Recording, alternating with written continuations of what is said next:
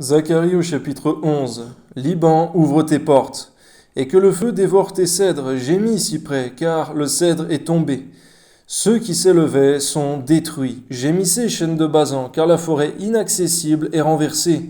Les bergers poussent des cris lamentables, parce que leur magnificence est détruite. Les lionceaux rugissent, parce que l'orgueil de Juda est abattu. Ainsi parle l'Éternel, mon Dieu. Paix les brebis destinées à la boucherie. Ceux qui les achètent les égorgent impunément.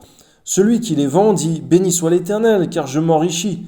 Et leur pasteur ne les épargne pas.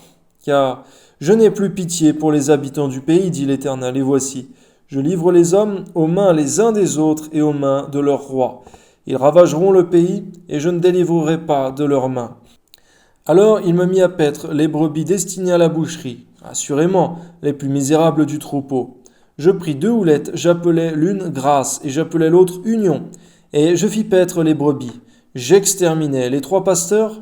En un mois, mon âme était impatiente à leur sujet, et leur âme avait aussi pour moi du dégoût.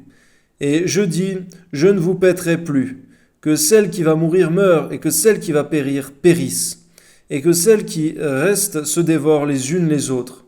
Je pris ma houlette grasse, et je la brisai pour rompre mon alliance que j'avais traitée avec tous les peuples. Elle fut rompue ce jour-là, et les malheureuses brebis qui prirent garde à moi reconnurent ainsi que c'était la parole de l'Éternel. Amen. Je leur dis, si vous le trouvez bon, donnez-moi mon salaire, sinon, ne le donnez pas. Et ils pesèrent pour mon salaire 30 cycles d'argent. L'Éternel me dit, jette-le au potier, ce prix magnifique auquel ils m'ont estimé. Et je pris les 30 cycles d'argent et je les pesai dans la maison de l'Éternel pour le potier. C'est vrai qu'on parle aussi de ces 30 pièces d'argent pour lesquelles le Seigneur Jésus-Christ a été vendu par Judas. Que ton nom soit béni, Seigneur mon Dieu, parce que tu tires vengeance de toute la méchanceté humaine, Seigneur mon Dieu, et merci parce que tu nous as rachetés, Seigneur. Amen. Puis je brisai ma seconde houlette, union, pour rompre la fraternité entre Juda et Israël.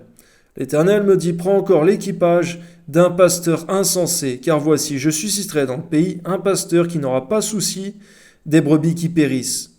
Il n'ira pas à la recherche des plus jeunes, il ne guérira pas les blessés, il ne soignera pas les saines, mais il dévorera la chair des plus grasses, il déchirera jusqu'aux cornes de leurs pieds. Malheur au pasteur de néant qui abandonne ses brebis, que l'épée fonde sur son bras et sur son œil droit, que son bras se dessèche et que son œil droit s'éteigne. Amen.